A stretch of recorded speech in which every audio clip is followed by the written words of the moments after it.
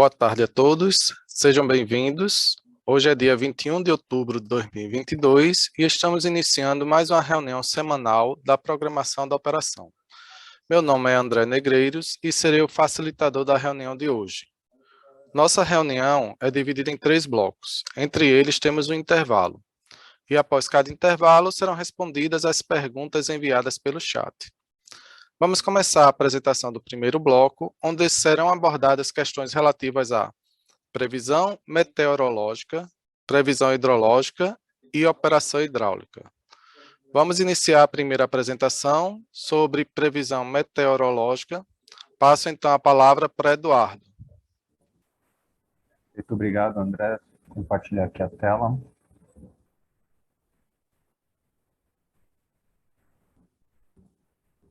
Já estão conseguindo ver, imagino, né? Vamos lá, começando com a previsão meteorológica, né? Nessa última semana, conforme previsto, né, os maiores totais de precipitação ficaram concentrados nas bacias da região sul, atingindo principalmente o Iguaçu, a Incremental, Itaipu, né, a Calha do Paraná, e o Paranapanema. A gente também teve chuva nesse eixo, que vai do Amazonas até o Paraná, e aí pega também a bacia do Paraguai, e também pegou a bacia do Tocantins, do Madeira, perdão, em toda a extensão dela, mas principalmente aqui na Bolívia. Em relação nas demais bacias, né, no São Francisco, no Tocantins, a gente não teve precipitação muito significativa, e nas bacias do Paranaíba, do Grande, e do Tietê e do Paraíba do Sul, a gente só teve algumas pancadas de chuva e com volumes entre 10 e 30 milímetros, bem baixos ainda. Em relação à geração eólica, a gente teve uma semana com muitos ventos soprando ali no Nordeste inteiro, né, o que favoreceu a geração eólica ao longo de praticamente toda a semana. Para essa próxima semana, né, nos próximos dias, a gente deve ter uma frente fria que vai avançar da região sul para a região sudeste, ela deve avançar um pouco mais, avançando até o litoral da Bahia no decorrer da próxima semana operativa. Com isso, a gente tem uma mudança de padrão, a gente tem uma diminuição da precipitação na região sul, a gente deve ter um período mais seco a partir desse fim de semana até meados da próxima semana nas bacias do sul, do Uruguai até o Paraná, e nas bacias mais ao norte, né, tanto as do sudeste, caso do Tietê, do Grande, do Alto São Francisco, do Doce, do Paraíba do Sul, quanto nas bacias mais ao norte, como São Francisco, Tocantins e até mesmo o próprio Madeira, a gente deve ter um aumento da precipitação, além de tudo, uma precipitação constante ao longo da próxima semana. Mesmo assim, né, assim como na semana passada a gente tinha algumas discordâncias entre os modelos, para essa próxima semana a gente tem de novo bastante discordância entre os modelos.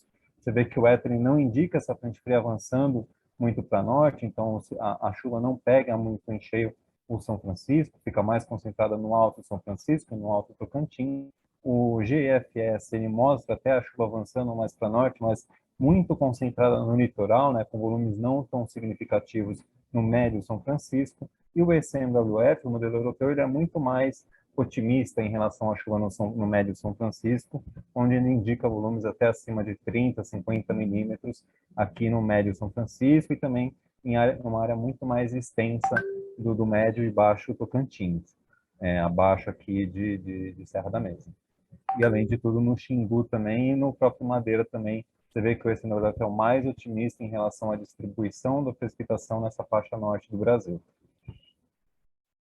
Com isso, né, aqui no combinado dos 3 modelos, a gente tem essa precipitação muito mais elevada no centro-norte do Brasil, repetindo, né, o Madeira, o Xingu, o Tocantins e também parte do São Francisco, e uma diminuição da precipitação. Esses volumes aqui entre 20 e 30 milímetros devem ocorrer mais para o final da semana operativa. Na segunda semana do horizonte, a gente volta a ter aumento da precipitação aqui na Incremental Itaipu, na verdade, em todo o Paraná, na verdade, né, tanto aqui em Itaipu, quanto no Paranapanema, no Tietê, no Grande, no Paranaíba, toda essa faixa bem grande aqui com precipitação aumentando para a segunda semana do horizonte, uma persistência da chuva na faixa centro-norte do Brasil, pegando o maior volume aqui nessa faixa do Tocantins, passando de 100 milímetros aqui nesse tom mais vermelho. Em relação à temperatura, né, a gente deve ter uma banda de precipitação aqui na faixa centro-norte do Brasil, E com o aumento da precipitação, a gente espera uma ligeira diminuição de temperatura nas capitais do Centro-Oeste, aqui também no caso de Rio Branco, Porto Velho e Manaus, embora tenha uma redução de temperatura um pouco mais ligeira nessas capitais, então no fim acaba ficando entre 2 graus acima, 2 graus abaixo, que a gente considera estabilidade. Palmas, a gente deve ter uma diminuição de temperatura um pouco mais gradativa, porque essa última semana foi muito quente em Palmas. A gente teve durante a semana inteira temperaturas entre 38 e 39 graus, temperaturas máximas, né? Então, para a próxima semana, a gente espera uma redução um pouco mais significativa em Palmas por causa dessa temperatura muito elevada na última semana. E nas demais capitais, a gente espera temperaturas estáveis bem similares ao que foi registrado nessa última semana. Um outro impacto dessa frente fria avançando pelo sudeste, chegando até o nordeste, é a redução da geração eólica prevista para essa próxima semana operativa, na maior parte da região nordeste. E, por fim, né, em relação à geração solar, a gente também espera uma semana com mais nebulosidade em Minas Gerais, na Bahia, Sergipe e Alagoas, por causa do avanço dessa frente fria que deve estar conectada com o interior do e com isso gerando mais nebulosidade, diminuindo a geração solar fotovoltaica nesses estados. Encerro aqui minha apresentação, mas continuo à disposição caso tenha alguma pergunta ou questionamento. Passo de volta a palavra.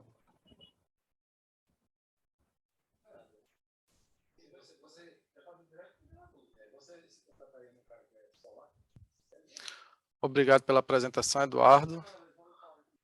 Dando continuidade, convido Bibiana, que fará a apresentação sobre previsão hidrológica. Bibiana, a palavra está contigo. Boa tarde a todos. Deixa eu iniciar o compartilhamento. Eu trago aqui os resultados, então, da previsão hidrológica da revisão 3 do PMO de outubro. Conforme o Eduardo falou, para as próximas 2 semanas, a gente tem 2 períodos principais de precipitação na região sudeste. A gente vê um comportamento semelhante entre as bacias, com um período de precipitação aqui no início da próxima semana operativa e depois ali no final do mês, na virada para novembro. Passando para...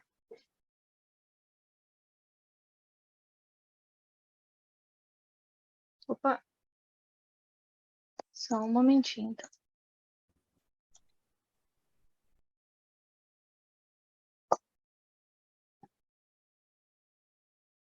Vou tentar compartilhar novamente. Normal agora? Ok. Bom, voltando para o acompanhamento de ENAs da região sudeste, a gente espera uma pequena elevação no que a gente vem observando. Nosso último valor observado foi 97% da MLT de ENA, previsão de fechamento mensal em 111%, que vai corresponder ao 27º maior do histórico. Para a bacia do Rio Grande, de maneira diferente, a gente espera uma pequena redução. Nosso último valor observado foi 71% da MLT de ENA, previsão de fechamento mensal em 92%, que será o 40º menor do histórico. Para o Paranaíba, a gente espera um comportamento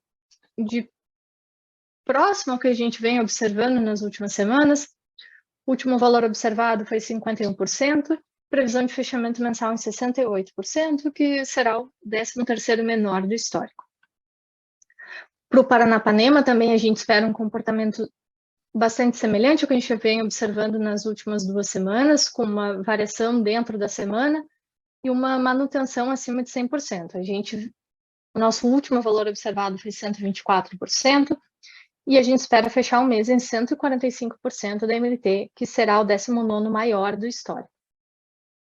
Por fim, fechando o Sudeste, para a Bacia do Paraná, a gente observou ontem 130% da MLT de ENA e espera fechar no mesmo patamar o mês, que será o 17º maior do histórico. Passando para a região sul, Iguaçu e Uruguai também com 2 momentos de precipitação mais importantes. O período ali entre o dia 22 e 26 sem previsão de precipitação significativa e depois um pequeno aumento a partir do dia 27. Para o subsistema sul, a gente observa essa elevação muito importante das ENAs na semana passada e vem observando um comportamento de recessão nos últimos dias. Nosso último valor observado foi 163% da MLT, previsão de fechar o mês em 158%, 16º maior do histórico. Por Iguaçu, a gente tem um gráfico muito semelhante ao do subsistema sul como um todo. O último valor observado foi 176% da MLT, previsão de fechamento mensal em 184%, 8º maior do histórico. Para o Uruguai, a gente também espera agora esse comportamento mais de recessão, uma pequena elevação nos próximos dias, mas depois da recessão. O último valor observado, 176% da MLT, previsão de fechamento mensal em 159%, 14º maior do histórico. Para os subsistemas Nordeste e Norte, a gente já tem agora uma previsão de precipitação um pouco mais considerável do que a gente vinha observando nas últimas semanas, chegando até cerca de 10 milímetros aqui no dia 24 e 25, para São Francisco e Tocantins. Para o subsistema Nordeste, então, a gente espera um comportamento próximo à estabilidade das ENAs. Nosso último valor observado foi 58% e previsão de fechamento mensal em 60% da MLT, que será o 13º menor do histórico. Aqui a gente pode observar as estações fluviométricas do Rio São Francisco e Sobradinho. A gente observa essa pequena variabilidade das vazões no último mês. Para a bacia do São Francisco, a gente tem um comportamento muito semelhante ao que a gente observou para o Nordeste como um todo. O último valor observado foi 59% da MLT de ENA, previsão de fechamento mensal em 61%, e será o 14º menor do histórico. No subsistema Norte, de maneira diferente, a gente espera uma elevação importante nas ENAs. Nosso último valor observado foi 67%, fechamento mensal esperado em 85%, que será o 31º menor do histórico. Para a bacia do Tocantins, a gente espera uma elevação também bastante importante na primeira semana, seguida de uma redução. Último valor observado, 52%, fechamento mensal esperado em 73%, 25º menor do histórico. Aqui a gente tem o mapa com a previsão hidrológica para a próxima semana. Para o SIM como um todo, a gente tem uma previsão abaixo de 80% da MLT de ENA. Para a região Nordeste como um todo, o Paranaíba, o Grande, o Tietê, o Paraíba do Sul e o Jacuí. Próximos à média, em azul, a gente tem o Araguari, o Tocantins e o Doce, e acima de 120% da MLT de ENA, em verde o restante do sistema. Aqui a gente compara a previsão do PMO e das revisões. A gente observa a grande concordância do PMO e das revisões, incluindo a atual, para o subsistema Sudeste. No PMO, a gente esperava 112% da MLT de ENA. Na revisão atual, revisão 3, 111% da MLT de ENA para o subsistema Sudeste, 27º maior. Para o subsistema Nordeste, a revisão 3 vem um pouco abaixo do PMO e das revisões anteriores, esperando fechar com 60% da MLT de ENA, 13º menor. Para o subsistema Sul, é onde a gente pode observar uma variabilidade mais pronunciada. No PMO, a gente tinha uma previsão de 58% da MLT de ENA. Na revisão 3, a gente já está 158%, 16º maior. Por fim, para o subsistema Norte, as revisões vêm superando o PMO um pouco. O PMO trazia 69% da MLT de ENA. Revisão atual já nos traz um fechamento esperado em 85% da MLT, 31º menor. Aqui a gente pode avaliar os cenários de ENA para o próximo mês. Subsistema Sudeste, a gente espera uma variação entre 66% e 151%. Da MLT Diana. Subsistema Sul, já com uma variabilidade bem maior, entre 50% e 404%. Subsistema Nordeste, entre 31% e 167%. Subsistema Norte, entre 45% e 175%. Aqui a gente pode analisar a evolução do armazenamento dos subsistemas no último ano. Subsistema Sudeste, fechando ontem com 50% de armazenamento, subsistema Nordeste com 62%, Norte com 65% e Sul com 92%, todos bastante acima do que a gente observava um ano atrás. Aqui a gente observa o armazenamento para alguns aproveitamentos. Nova Ponte ontem com 40% de armazenamento, Emborcação com 44%, Itumbiara com 46%, Três Marias com 51%, Serra da Mesa com 54% e Furnas com 58% de armazenamento. Por fim, um aviso em decorrência da inconsistência no PMO, no mês estimado para a Bacia do Paraíba do Sul, que afetou o vazões do PMO, os modelos de Evaspay e Decomp das revisões 1 e 2 também foram impactados e serão corrigidos. Aqui a gente tem o link para a nota no Sintegre. Com isso, eu encerro a minha apresentação e te devolvo a palavra, André.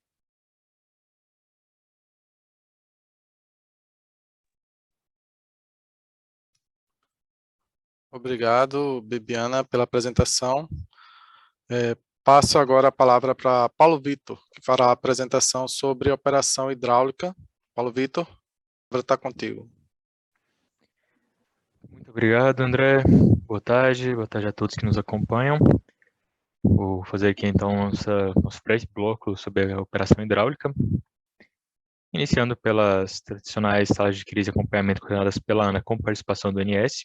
No momento temos ativas as salas da Bacia do Rio Tocantins, de estiagem do Rio Madeira, do Rio Paranapanema, do Rio São Francisco e da região sul, onde essa última teve uma reunião nessa semana, trazendo aqui uns breves pontos abordados lá, como a Bibiana mencionou anteriormente, devido às alta precipitação ocorrida nas bacias da região sul no horizonte mais recente.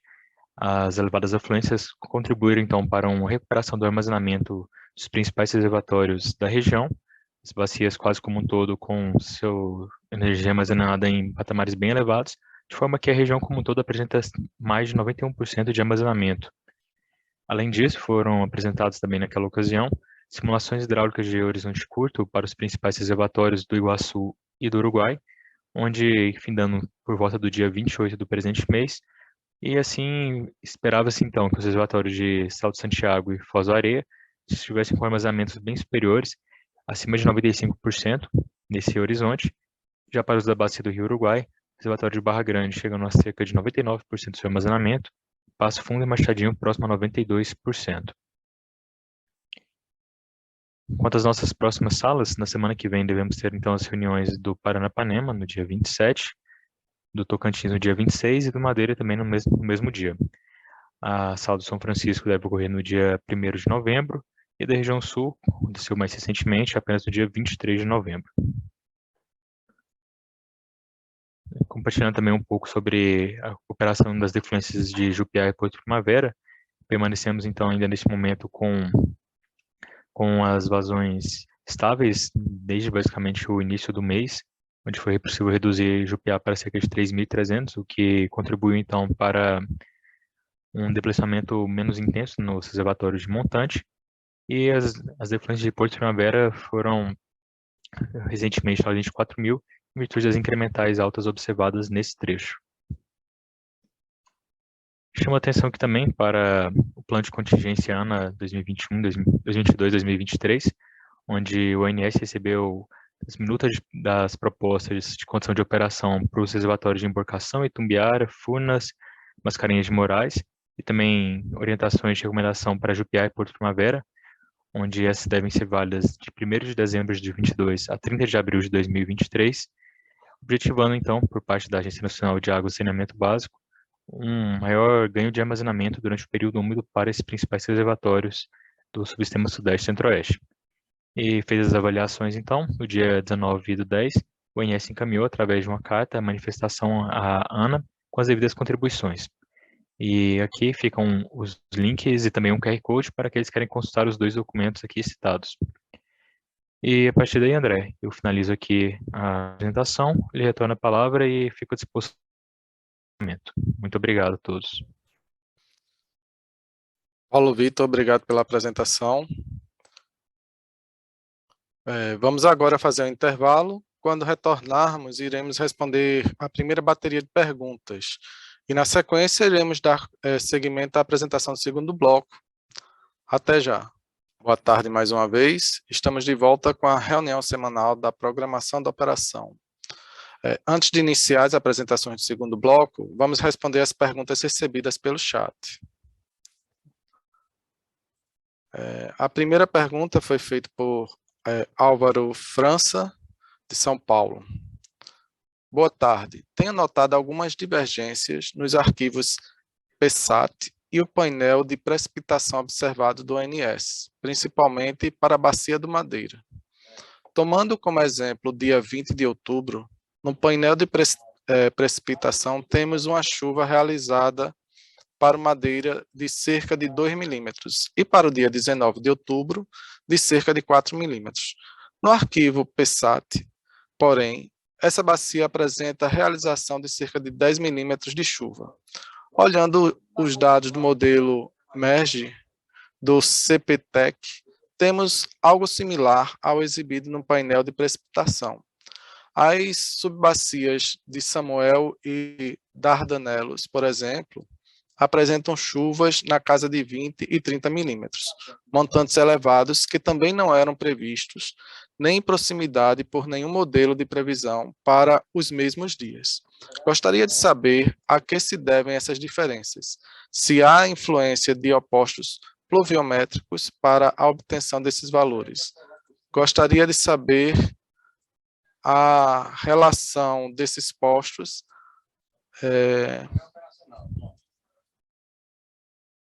pluviométricos para obtenção desses valores. Gostaria de saber a relação desses postos para cada subbacia e se essa informação pode ser disponibilizada no Sintegre. Obrigado. Passo a palavra para Eduardo, que vai responder essa pergunta. Obrigado, André. Obrigado, Álvaro, pela pergunta. Sobre os dados que estão no painel, né? Se esses dados estão no painel, né? Então eles tecnicamente eles são utilizados na formação desse dado do PSAT, né? Como você mesmo disse.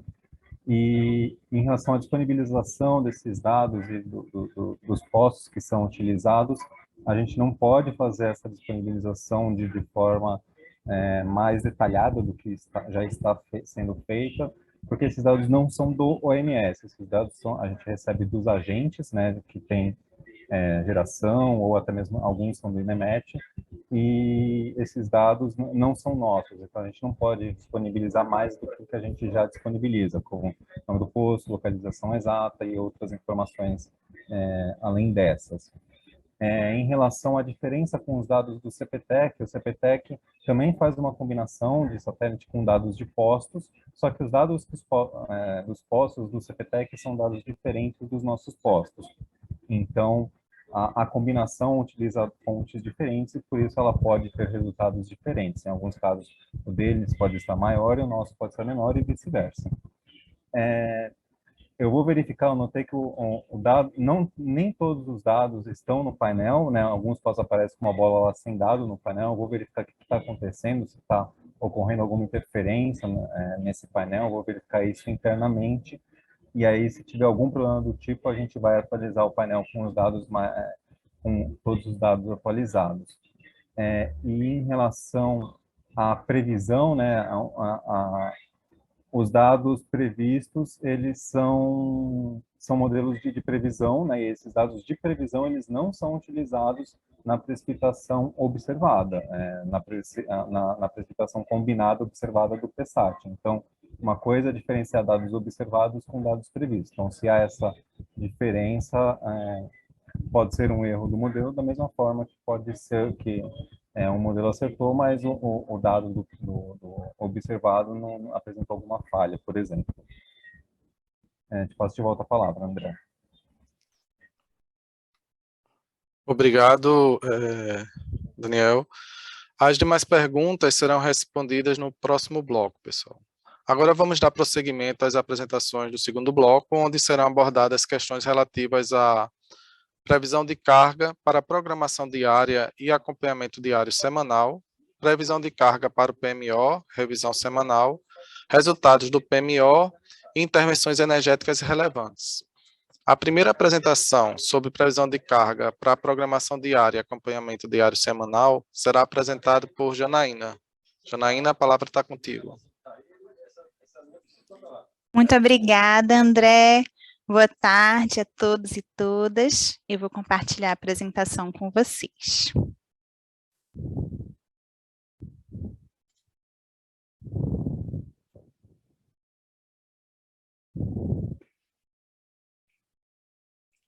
Prontinho.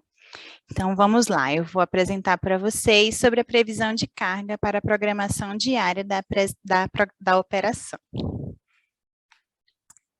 Aqui nós temos a previsão de carga para a programação diária para o subsistema Sudeste e Centro-Oeste no período da última semana, que vai da sexta-feira, dia 14 de outubro, a ontem, quinta-feira, 20 de outubro. No primeiro gráfico, nós temos a previsão do PDP, que é a curva serrilhada em azul, e a carga verificada em preto, nessa última semana. No segundo gráfico, nós temos os desvios em megawatt da carga verificada com relação à carga prevista. E no terceiro gráfico, nós temos o desvio em percentual, o erro absoluto das previsões.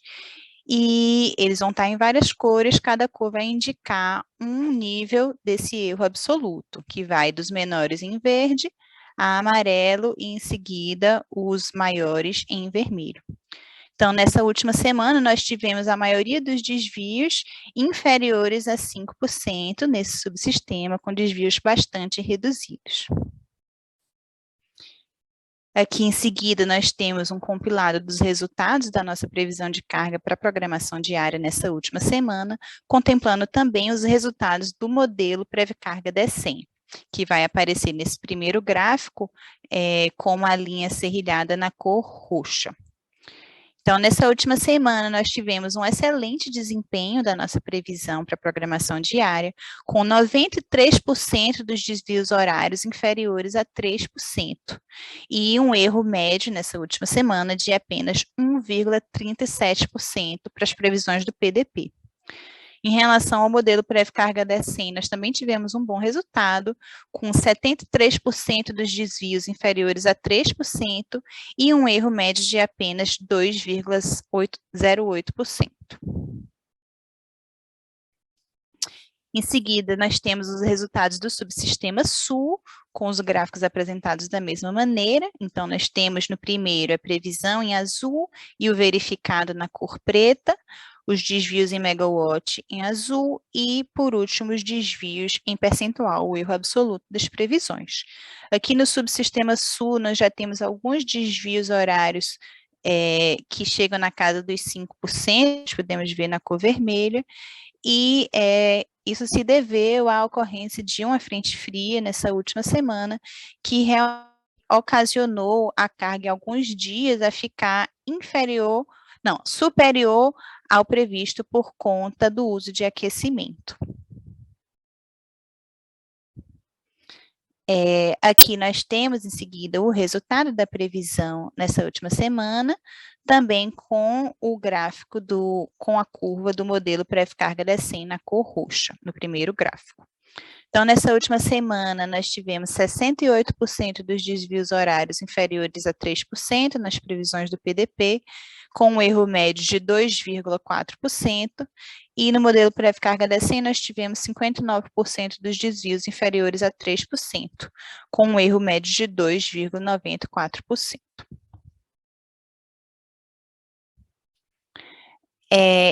Em seguida, nós temos os resultados para o subsistema Nordeste, também nesse mesmo período da última semana.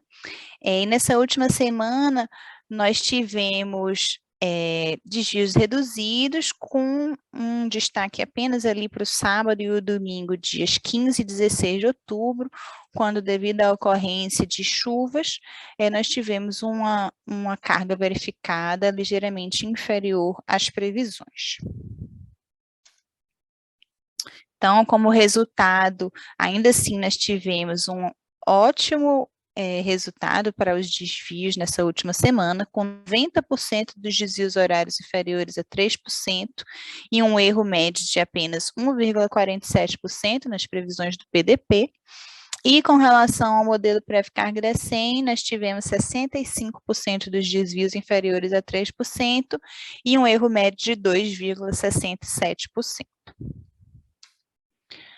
Em seguida, o último subsistema, o subsistema Norte, nessa última semana, teve um resultado similar, com desvios reduzidos, com exceção dos dias do final de semana, sábado e domingo, dias 15 e 16 de outubro, quando também devido à ocorrência de chuva, nesse caso de fortes chuvas, em Manaus, principalmente, nós tivemos uma carga que caiu significativamente, bastante inferior às previsões e a ocorrência de desvios mais significativos, que foi ajustado nas previsões dos dias úteis seguintes.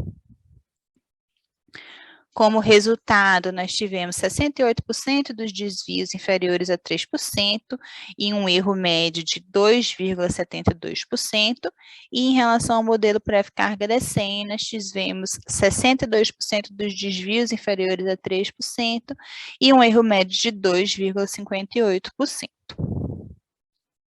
Por fim, nós temos o resultado da previsão de carga para a programação diária do Sistema Interligado Nacional como um todo, que equivale ao somatório das cargas dos 4 subsistemas, e aqui nós podemos ver que os desvios ficaram bastante reduzidos, nós tivemos todos os desvios semi-horários inferiores a 5% nessa última semana, o que é um resultado excelente. Mais do que isso, nós tivemos 97% dos desvios inferiores a 3% e 57% dos desvios inferiores a 1%. É um resultado realmente muito bom. Como o erro médio, ele ficou em apenas 0,98% nas previsões do PDP, e o modelo pré-carga da SEM também teve um ótimo desempenho, com 83% dos desvios inferiores a 3% e um erro médio de 1,81%. E aqui eu encerro a minha apresentação, fico à disposição para dúvidas e devolvo a palavra a você, André. Obrigada. Nada, obrigado, Janaína, pela apresentação. Convido agora a Marcela, que fará a apresentação sobre previsão de carga para o PMO. Marcela, a palavra está contigo. Obrigada, André. Boa tarde a todos. Eu vou compartilhar a apresentação aqui nesse momento.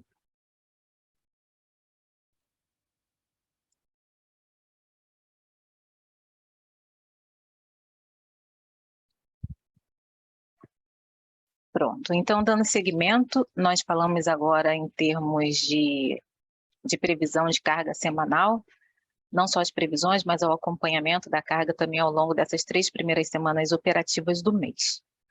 Mas antes disso, nós seguimos aqui com os destaques meteorológicos, não só relacionados à semana em curso, mas também aqueles que foram utilizados como premissas para a elaboração das previsões para as semanas à frente, mais precisamente da próxima semana, quando a gente tem informações mais concretas relacionadas à meteorologia. Então, em relação à semana vigente no subsistema Sudeste Centro-Oeste, foram registradas temperaturas um pouquinho mais elevadas do que aquelas que vinham ocorrendo na primeira quinzena do mês. E para a próxima semana operativa, a expectativa é de que essa condição se mantenha, esse cenário se mantenha em média, bem estável em relação a esses últimos dias, apesar de haver expectativa de ocorrência de chuva mais intensa no Centro-Oeste, sobretudo em Porto Velho e Rio Branco.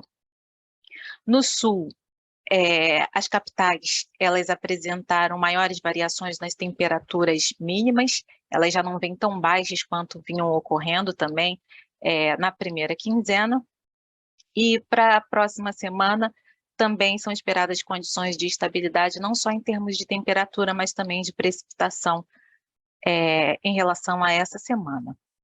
Os subsistemas Nordeste e Norte, eles seguem com aquele mesmo comportamento, né, bastante típico para essa época do ano, com temperaturas elevadas e pouca ocorrência de chuva nas capitais, né.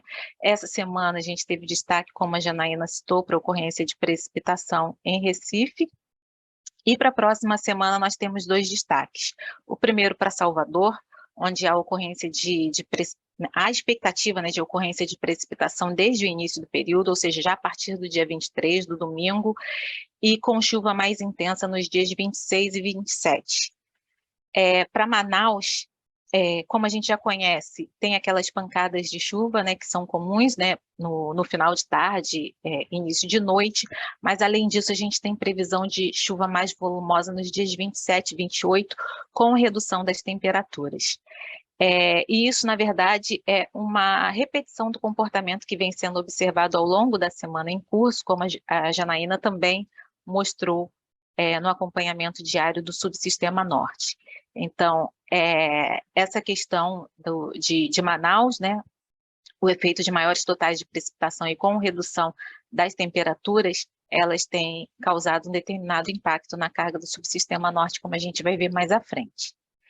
Em termos de premissas econômicas, elas são mantidas em relação àquelas que foram consideradas nas previsões originais para o mês de outubro, ou seja, na revisão 0, e a gente vem relembrando essas premissas ao longo das apresentações semanais, onde a gente fala do índice de confiança da indústria, né, que apresentou um recuo de 0,8 ponto no mês de setembro, que é a última informação que a gente tem, conforme os indicadores da Fundação Getúlio Vargas, e a gente associa esse recuo à queda da demanda por produtos industriais das mais diversas categorias, né, exceto os de bens de consumo não duráveis. Apesar disso, o índice de confiança da indústria, ele apresentou um aumento de 5,4 pontos no mês de setembro também, e atingiu o maior nível desde janeiro de 2020, ou seja, um período pré-pandemia, né? E a gente fala também da redução da utilização da capacidade instalada, apesar dela ainda se apresentar em patamares mais elevados. Então, esses fatores, eles vêm contribuindo para a dinâmica da carga ao longo do mês também. Bem, passando aqui para o acompanhamento da carga, nós iniciamos pelo subsistema Sudeste Centro-Oeste. Graficamente, nós temos representados a previsão original do PMO de outubro, aquela que foi realizada na revisão 0. Nós temos as 5 semanas operativas do mês e uma nova expectativa de fechamento do mês com base nessas 3 semanas operativas verificadas e as considerações que foram feitas para as semanas do horizonte de previsão, que são as semanas 4 e 5. Então, em relação à terceira semana operativa do mês, que é a semana vigente, nós podemos observar que a carga ela teve uma recuperação em relação àquilo que a gente vinha acompanhando nas 2 primeiras semanas do mês, em grande parte associado a esse efeito da elevação das temperaturas, e como a gente sempre diz, a carga ela tem uma influência sobre esse efeito, ou para baixo ou para cima, em relação da movimentação da temperatura, e esse valor, né, de expectativa de fechamento da semana, ele sinaliza para a gente um desvio de 1,6% em relação ao que nós havíamos previsto no estudo passado. Né? Relembrando a apresentação passada, para essa semana nós já tínhamos expectativa de um aumento de carga em relação ao comportamento das semanas anteriores, mas ainda assim a carga ela verificou um pouquinho acima daquilo que nós esperávamos. Para a próxima semana, são esperadas condições de estabilidade em termos de temperatura, somente com aquele destaque para o Centro-Oeste, onde deve haver ocorrência, maior intensificação da precipitação. Então, em função disso, nós mantivemos a carga naquele nível que nós consideramos no estudo passado, mas considerando uma suave elevação, né, para as semanas à frente. mas a quinta semana ela fica com um valor abaixo, mas muito pelo efeito do feriado do dia 2 de novembro, que se encontra dentro dessa semana operativa.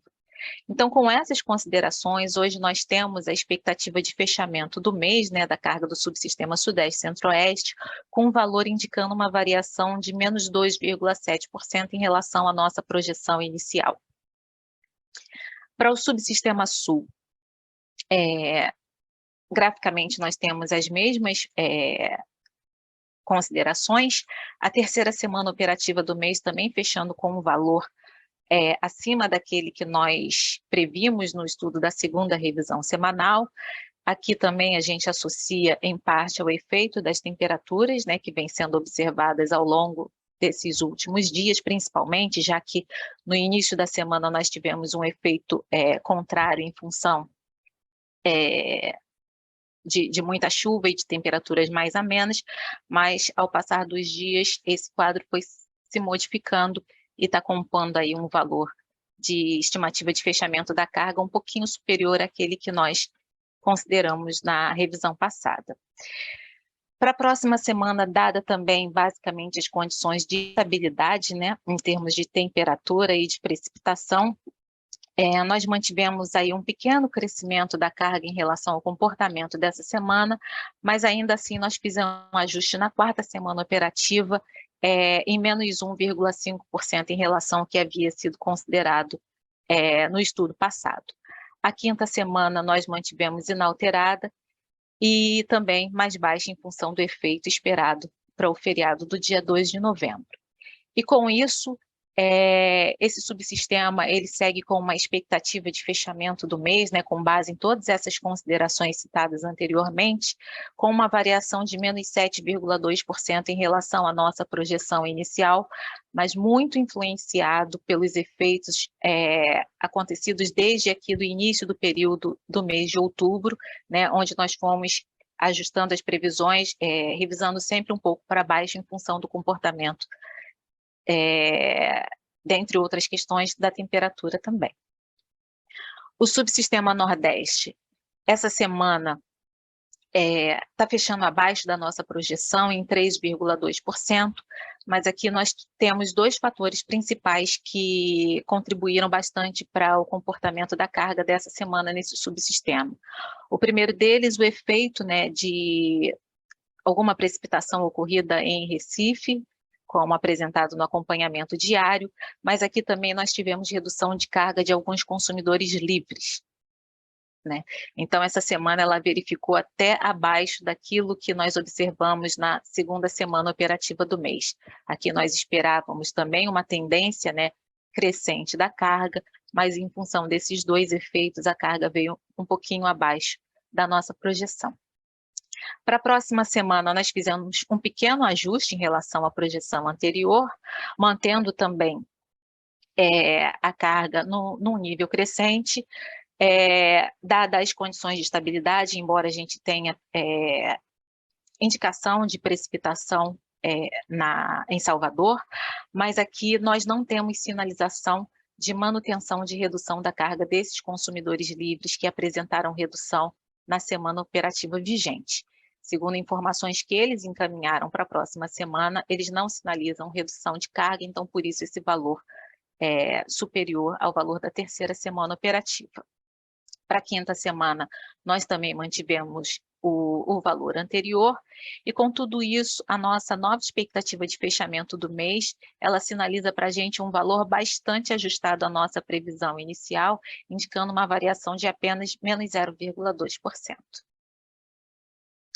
Aqui nós temos o subsistema Norte, a semana em curso também fechando abaixo da nossa projeção, aqui bastante influenciado pela redução de carga de um consumidor livre, foi uma redução até bastante expressiva dentro da semana, em torno de 170 megawatts médios, e aqui nós também tivemos o efeito de precipitação e de redução de temperatura em Manaus. Para a próxima semana, nós também não esperamos manutenção desse quadro, né, de carga reduzida desse consumidor livre, apesar de condições de estabilidade em termos de temperatura e de precipitação observados aqui na terceira semana operativa do mês. Nós fizemos ajuste não só na quarta semana, mas na quinta também, e são ajustes em 2,1 e 2,2 inferiores às nossas projeções anteriores. Com isso, a expectativa de fechamento do mês, hoje ela sinaliza para a gente um valor de 6.785 megawatts médios, 5% abaixo da nossa projeção inicial.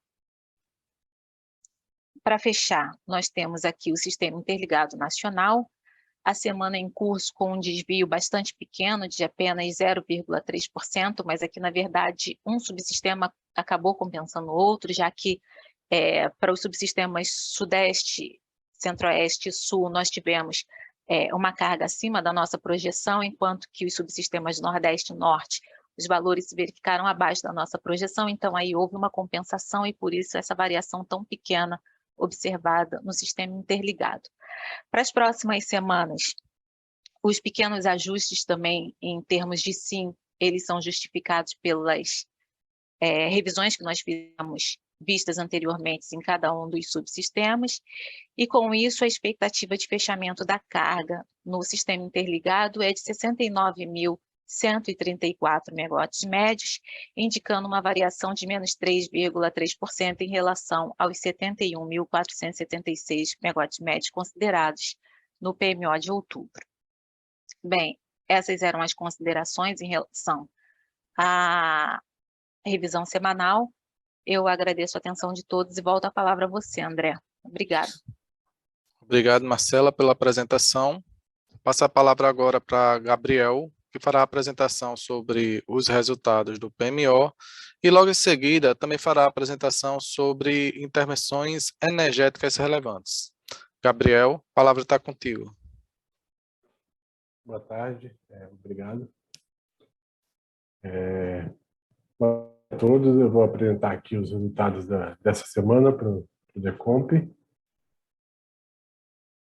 O principal ponto de destaque foi a nova função de custo futuro para essa revisão, por causa da... desculpe.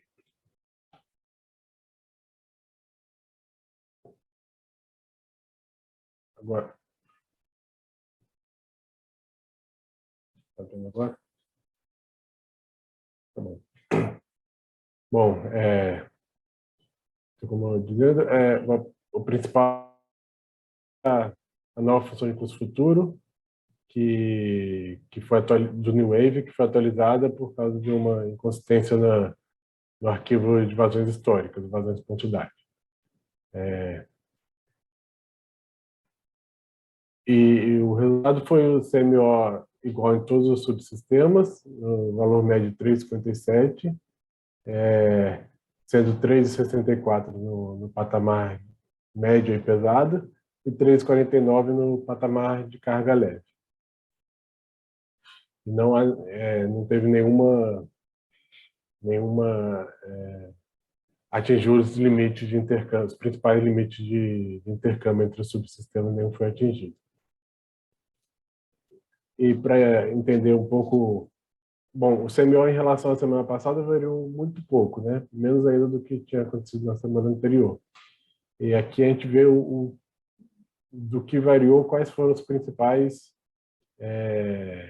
alterações que influenciaram nas variações. Então, a principal foi a atualização da função de custo futuro, como já informei que foi usada uma nova,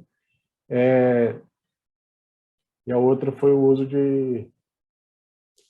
das novas vazões, né? Também, mas de qualquer forma, todas essas mudanças foram bastante pequenas.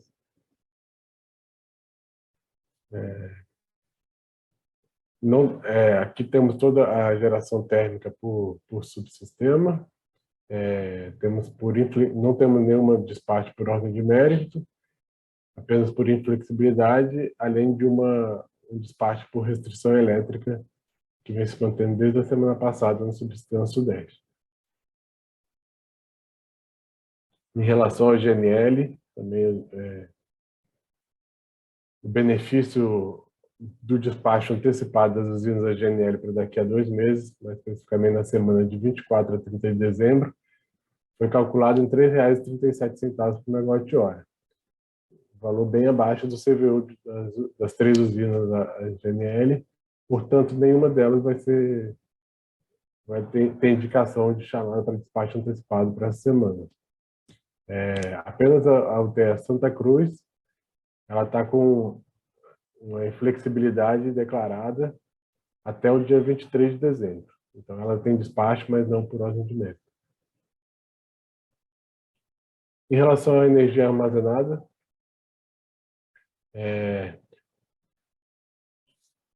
a semana começa com o Sudeste e Centro-Oeste a 50,6% de armazenamento, devendo chegar até o final do mês de outubro com 50,4%. E no mês de novembro, em todos os cenários da simulação de Decomp, varia de 46,6% até 57,5% do valor esperado, 50,2%. Para o Sul, a gente está com 91,1%, tendendo a aumentar um pouco até o final do mês, para 92,1% do armazenamento máximo. E para o final do mês de novembro, é esperado chegar a 88,3%, mas podendo ter uma ampla gama de variações entre os cenários, de 66,2% a 98,4%. O Nordeste está com 61,7%, devendo chegar a 60% até o final do mês, e indo de 54,8% a 67,4% para o mês de novembro, em média 59%. Para o Norte, a gente está com 64,4% no começo da semana, indo para 61% ao final do mês, e para o final do mês de novembro, a faixa de variação é bem pequena, muito por conta da curva de referência de Tucuruí, né? Então, o esperado é chegar entre 49,5% e 50,9% no final de novembro. Aqui a gente tem as informações das ofertas de importação de energia. Não houve nenhuma oferta da Argentina para a próxima semana, mas houve para o Uruguai das comercializadoras Enel e Pactual. Sendo a Enel deu ofertas de 6 blocos distintos, começando com R$ 536,09 até R$ 2.641,20. Nessa linha aqui, a gente pode ver a diferença em relação à oferta da semana anterior, em que houve um aumento de R$ 7 a R$ 36 por megawatt-hora em relação à semana anterior. E a BTG ofertou de R$ 535,51 a R$ 2.645,94. Quase todos os blocos, uma leve redução nos valores ofertados, exceto no bloco 3, que teve um aumento de R$ 62 em relação à semana anterior. E agora, bom, os resultados eram isso, e agora eu vou apresentar as intervenções energéticas relevantes para essa semana. Sendo que o critério para considerar uma intervenção energética como relevância é ser uma unidade geradora que altere os limites sistêmicos ou numa unidade geradora de grande porte. Então, no Sudeste, na hidrelétrica de Borcação, tem manutenção preventiva para o dia 22 de outubro na UG2 e manutenção corretiva na UG3 do dia 25 de outubro a 5 de novembro. Na UHE Capivara, manutenção no transformador no período de 22 a 23 de outubro. Nas UHE Jurumirim, Volta Grande, Três Marias, no dia 23 de outubro, elas terão ensaio de autorrestabelecimento nessa data. A UHE Furnas, então, G2, manutenção preventiva no dia 24 de outubro. Marimbondo, manutenção preventiva da UG3 no dia 25 de outubro. E Nova Ponte, manutenção dos disjuntores no dia 25 no G1, no dia 25 de outubro. Para o Subsistema Sul, manutenção na OHE Governador Bento Munhoz, o G2, para o dia 23 de outubro. Na Governador José Richa, manutenção para o dia 23 de outubro no G3. E na UHE Machadinho, a manutenção corretiva também para o dia 23 de outubro no G3. Para o Norte, tem a manutenção na UG2 para o dia 23 de outubro, em Serra da Mesa. Para Estreito, vai ter um ensaio de auto-restabelecimento programado no dia 23 também, domingo. E em Belo Monte, na UG7, são os trocadores de calor nos dias 24 e 25 de outubro. E para o Nordeste, não há intervenção energética relevante programada para essa semana. Bom, a apresentação era isso, e agora fico com a apresentação dos limites elétricos.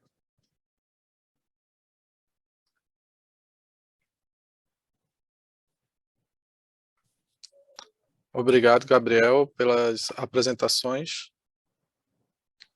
Agora vamos fazer um intervalo. Ao retornarmos, será respondida a segunda bateria de perguntas e, na sequência, daremos seguimento à apresentação do terceiro bloco. Até já. Boa tarde mais uma vez. Estamos de volta com a reunião semanal da programação da operação. E antes de iniciar as apresentações do terceiro bloco, vamos responder as perguntas recebidas pelo chat. A primeira pergunta é de Gabriel Godinho, da Nova Energia. Prezados, boa tarde. Vocês poderiam comentar se, por conta do plano de contingência 2022-2023, existe a intenção de parte do ONS em limitar as vazões máximas de Jupiá e Porto Primavera nos modelos de Ecomp e DECEM, ou a modelagem seria feita apenas com a redução das vazões mínimas? Quem vai responder essa pergunta é Paulo Vitor. Obrigado, André. Obrigado, Gabriel, pela pergunta. Nós, atualmente, ainda possuímos apenas restrições de vazões de efluentes mínimas para as zonas de Jupiá e Porto Primavera, mas havendo, por parte do agente de geração, a declaração das restrições de vazões máximas, as mesmas também passarão a ser representadas nos dois modelos. Muito obrigado. Obrigado, Paulo Vitor. A próxima pergunta é de Ariane, da Tradner Comercialização. Boa tarde. Sobre a exposição de energia vertida turbinável, no REPDOI, o ONS está indicando as UHEs que têm risco de vertimento. Já com relação aos montantes reprogramados e verificados de energia vertida turbinável, existe algum local onde esses dados serão publicados? E em que base será fornecida essa informação? Média diária ou base horária? Obrigada. Quem vai responder essa pergunta é o Eros. Boa tarde, Ariane. Obrigado pela pergunta. Com relação ao REPDOI, você já apontou, né? Você, preliminarmente, você já consegue pegar as informações no próprio REPDOI. Posteriormente, né, será publicado no site do ONS, no histórico da operação, e essa informação vai ser em base horária por usina. Tá ok? Obrigado pela pergunta. Fico à disposição, André. Devolvo a palavra. Obrigado, Eros. As próximas perguntas são de Renato Brito, de Curitiba. Boa tarde. Verificamos que os arquivos do SMAP baixados no site do ONS a partir do dia 18/10 não estão constando os arquivos de pós-processamento para o Sul e OSE. Vocês sabem nos informar o que será normalizado? E temos outra pergunta também de Marcos Siqueira, da Tradner Curitiba. Boa tarde. Por gentileza, poderiam comentar a respeito da ausência dos arquivos de pós-processamento do modelo de chuva-vazão SMAP, referente ao SE e Sul? Esses arquivos textos não vêm sendo compartilhados desde o dia 18 de outubro. Obrigado. Quem vai responder essas duas perguntas é a Bibiana. Boa tarde mais uma vez. Primeiramente, obrigada pelas perguntas. Nós já identificamos o problema ontem e já corrigimos o processo. A publicação de hoje já deve ser adequada. Obrigado, Bibiana. A próxima pergunta é de Michael Oliveira, da Aliança Geração. qual o principal motivo para o aumento de carga do Sudeste? Quem vai responder essa pergunta é Márcia. Boa tarde. Na realidade, se a gente reparar bem, a carga, né, verificada nesta semana, né, é uma carga que seria o normal, né, que a gente estaria prevendo aí, esperando para o mês de outubro. Na realidade, nós tivemos aí menos chuvas, né, e temperaturas um pouco mais elevadas, né, no Sudeste, o que fez com que a carga de refrigeração fosse acionada. Se a gente olhar aí a primeira semana, né, quando a gente tinha aí ainda o impacto, né, de temperaturas mais amenas, a gente não pode comparar, por exemplo, com a semana anterior, onde a gente teve aí o feriado. Mas ali na primeira semana, que ainda estava com impacto ali de temperaturas mais amenas, você vê que ela aumentou exatamente por conta disso. Nós fizemos toda uma explanação na semana passada, né, dessas diferenças que a gente vem observando, mas nessa terceira semana, a estiagem, né, ou seja, você teve menos chuvas com temperatura um pouco mais elevada e fez com que a carga chegasse ali a um nível de 40,480, que era próximo daquilo que a gente estava esperando para o mês, né, que era 40,769, né, lá no início. Mas por conta dessas primeiras semanas, né, e aí nós fizemos aí uma redução e a carga hoje ela fecha ali em torno de 39,664, é o esperado para o mês de outubro. Então, basicamente, o que a gente atribui, né, a esta semana, né, é essa redução aí de precipitação e uma elevação na temperatura, e que aí chega um nível que você aciona ali a carga de refrigeração, realmente, tá bom? Obrigado, Márcia, pela resposta. E encerramos essa bateria de perguntas e iremos iniciar as apresentações do terceiro bloco, onde serão abordadas questões relativas aos limites elétricos e principais intervenções elétricas e política operativa.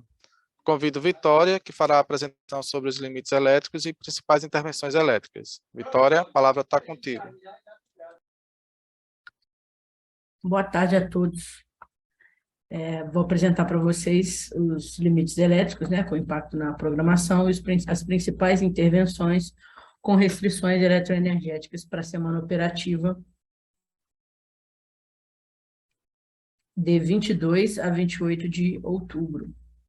Bom, iniciando aí pela área norte-sudeste, teremos aí já está em execução o desligamento das barras B1 e B2, 500 kV, da subestação de Serra da Mesa, que vem ocorrendo desde o dia 10 de outubro, e está programado até às 0h30 do dia 26 de novembro, sábado.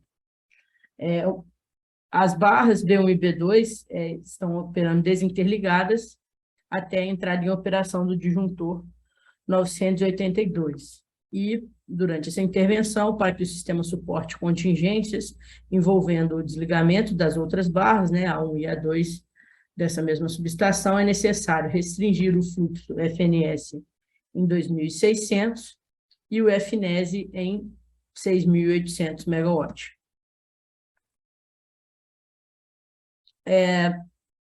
A linha de 500 kV Sobradinho, São João do Piauí, ficará desligada das 22 horas do dia 21, sexta-feira, até as 6 horas do dia 22. Esse desligamento ocorrerá para substituição de chaves seccionadoras.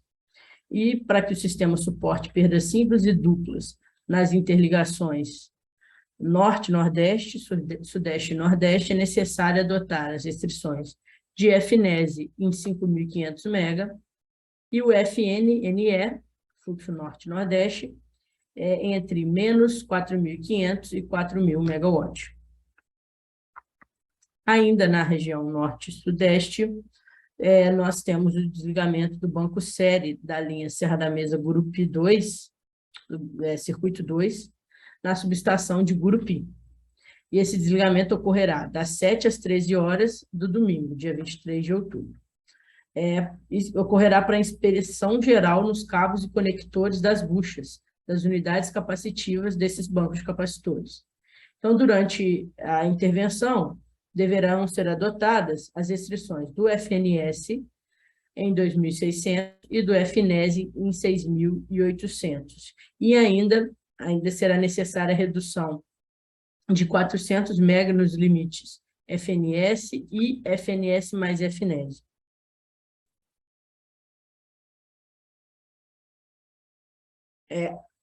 O circuito 3 da linha Gurupi Miracema, de 500 kV, sofrerá intervenção da 0 a 7 do dia 24 de outubro, para reavaliação das manobras, adequação dos relés de verificação de sincronismo e a implantação do CEP de bypass de bancos de capacitores séries na interligação norte-sudeste. Durante essa intervenção, será necessário restringir o fluxo Miracema-Gurupi em 2.000 MB, o FNS também em 2.000 MB, o FNES em 5.500 MB e o fluxo Tucuruí-Xingu em 2.000 MB. Além disso, ocorrerá ainda a redução de 300 MB nos limites FNS e FNS mais FNES. Agora, por último, na área Minas Gerais, ocorrerá o desligamento da linha Itabirito 2 Jaceaba, do 345 kV. Esse desligamento ocorrerá das 7 horas do dia 17 até as 23h59 do dia 28. E, no motivo dessa intervenção, uma solicitação do agente Vale para a realização de serviços de utilidade pública para a descaracterização da barragem de Forquilha 3, que está em nível emergencial de rompimento. A consequência dessa intervenção é que, a fim de garantir que, em regime, o atendimento da faixa de tensão para o consumidor livre conectado à subestação de Jaceaba e minimizar o corte de carga por subtensão em caso de contingência simples da malha da Mantiqueira, é recomendado manter a geração da usina térmica de Juiz de Fora acima de 40 MW das 0 às 7 horas e acima de 80 MW das 7 às 23h59.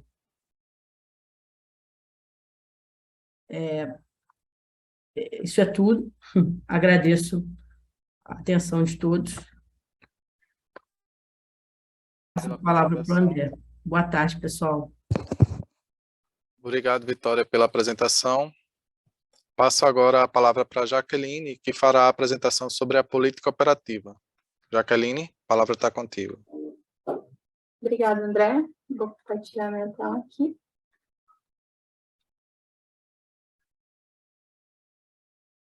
Tudo certo com a tela? Sim. Obrigada.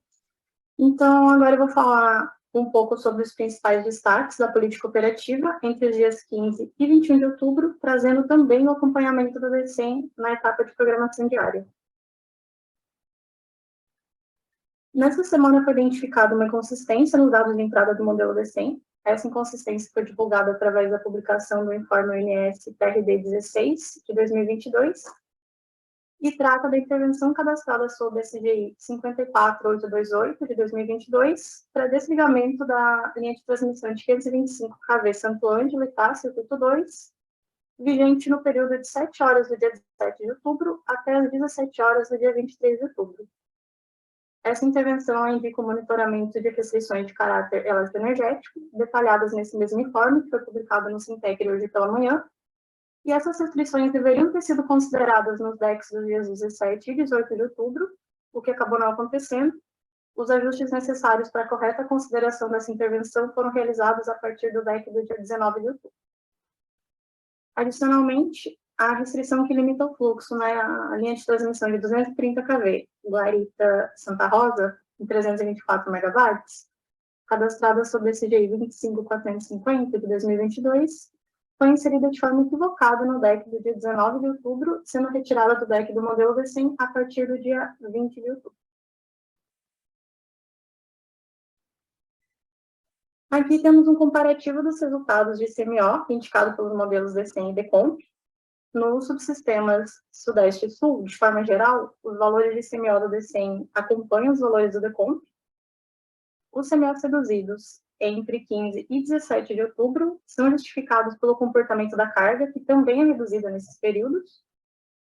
E vale destacar que no dia 21 de outubro, houve mudança da função de custo futuro do DECOMP utilizado no DCEM, em função da inconsistência relacionada à previsão de vazões do Paraíba do Sul que foi apresentado anteriormente nessa apresentação. Nos subsistemas Nordeste-Norte, o comportamento de CMO entre os modelos é semelhante ao que foi apresentado para o subsistema Nordeste-Sul. E no dia 21 de outubro, no subsistema Norte, observam-se valores de CMO sutilmente elevados, como consequência da limitação do fluxo F-Manaus, definido na MOP UNS 521R de 2022. Nesse slide, temos os valores de CMO por barra para uma meia hora através do mapa georreferenciado. Vale destacar que apenas 30% das barras do SIM são representadas nesse mapa.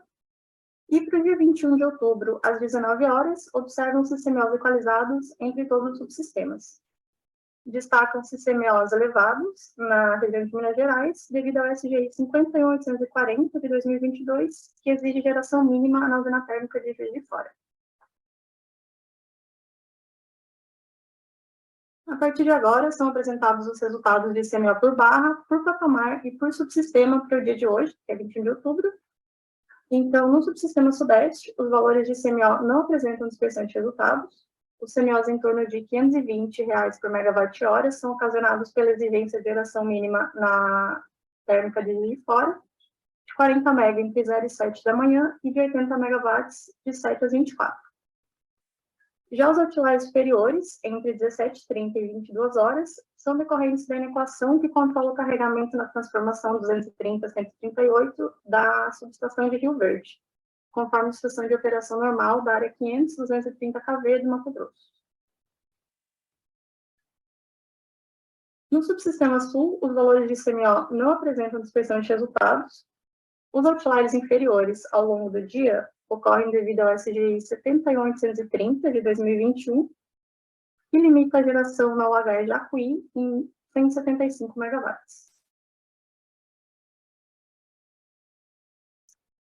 No subsistema Nordeste, os valores de CMO também não apresentam dispersão de resultados, e o outlier inferior, observado às 0h30, hora fim, é consequência do SGI 53086 de 2022, que desliga a linha de transmissão de 500 kV São Gonçalo Juboés 2. No subsistema Norte, os valores de CMO não apresentam dispersão significativa de resultados, e os outliers superiores, entre 15 e 16 horas, ocorrem em função da limitação do fluxo F-Manaus.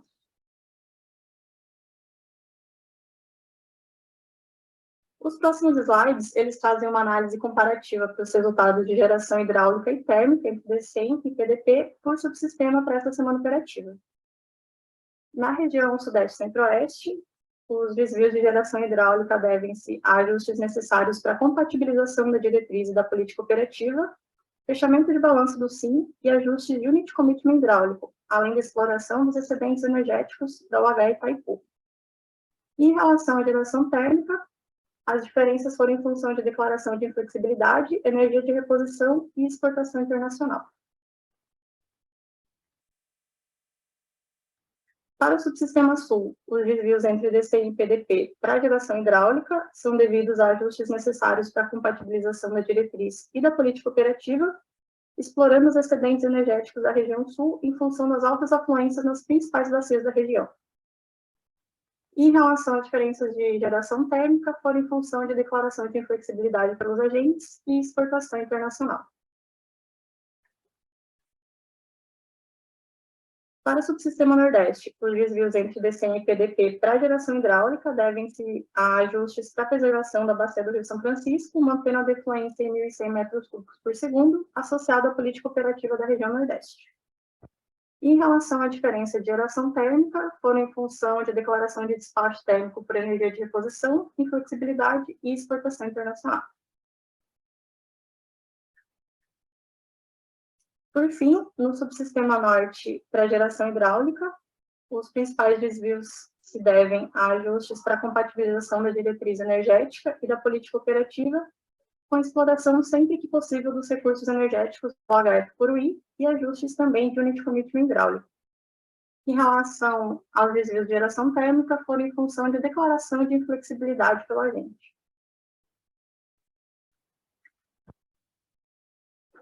Esse slide ilustra o balanço médio semanal da geração térmica com a titulação de cada megawatt despachado.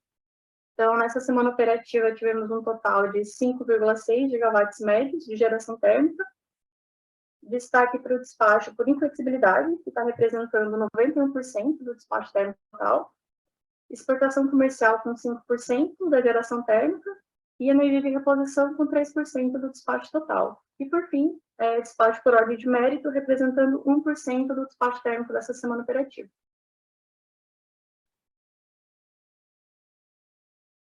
Agora, os valores programados de intercâmbio internacional. Não houve exportação ou importação de energia pelo Uruguai. E para a Argentina, houve exportação comercial de energia por meio da conversora de Garabi 1, que foi proveniente das UTS de Alta Lacerda C, Termo Rio, Vale do Açu e Termo Bahia. Os próximos slides, eles trazem o balanço médio por subsistema em patamares semi-horários programados para essa semana operativa também. Pode-se observar que o subsistema Sudeste e Centro-Oeste continua com importação líquida em todos os patamares de carga, o recebimento continua com participação relevante no subsistema, e o principal responsável pela modulação dos atendimentos da carga foi a geração hidráulica. No subsistema Sul, houve exportação em todos os patamares, com geração hidráulica elevada em função das afluências, e também houve exportação comercial de energia.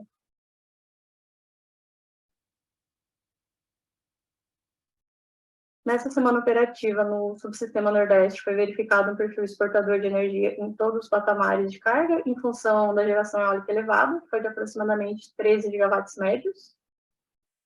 E o subsistema Norte foi importador de energia na maioria dos patamares de carga, sendo exportador apenas em alguns patamares de carga média e pesada. E a geração hidráulica, em função da sazonalidade desse recurso, foi o principal responsável pela modulação de geração.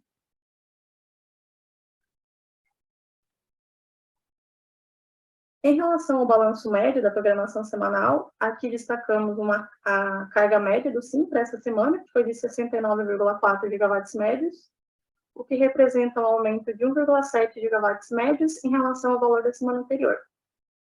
Tivemos uma geração eólica de 13,1 gigawatts médios na região Nordeste, sem mudança significativa em relação à última semana.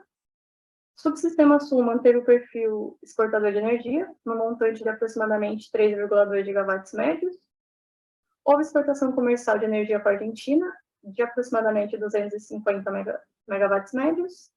Exportação dos bipolos do Madeira, em torno de 880 megawatts médios, e bipolos do Xingu, de aproximadamente 1.700 megawatts médios.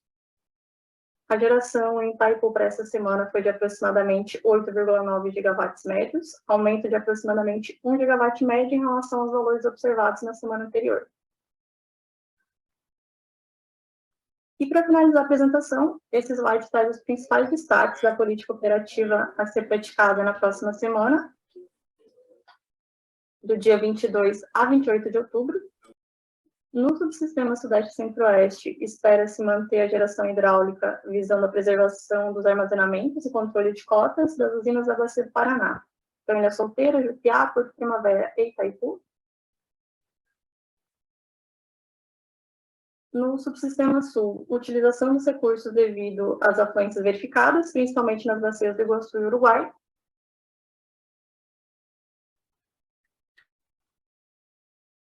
No Nordeste, manutenção da exploração das disponibilidades energéticas, respeitando as restrições hidráulicas e uso reduzido do recurso da cascata do São Francisco. E no Norte, exploração das disponibilidades energéticas e fechamento de ponta, também com controle de cota em Belo Monte, concentrado nos horários de carga pesada, e recursos de tucuí dimensionados em função da curva guia de depressionamento.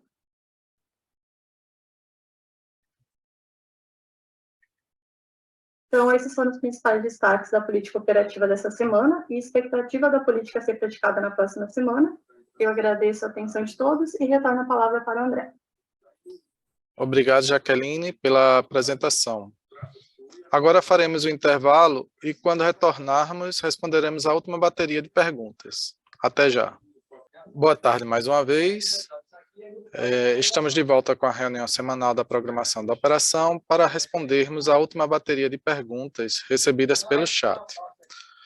A partir desse momento, o envio de perguntas pelo chat está encerrado e as perguntas que chegarem depois serão respondidas posteriormente pela área responsável e outros questionamentos também podem ser enviados para o Fale Conosco do ONS. Recebemos uma pergunta que foi de Fábio Pinto, da Energisa, e a pergunta é a seguinte: boa tarde. Considerando o apresentado pelo ONS na carta ONS DGL 1863 de 2002, entendo que haveria somente uma limitação da vazão mínima de Jupiá e Porto Primavera. E somente caso o agente solicitasse uma limitação de vazão máxima, essa seria implementada. Está correto esse entendimento? Obrigado. Quem vai responder essa pergunta, Paulo Vitor. Paulo? Obrigado, André. Obrigado, Fábio, pela pergunta.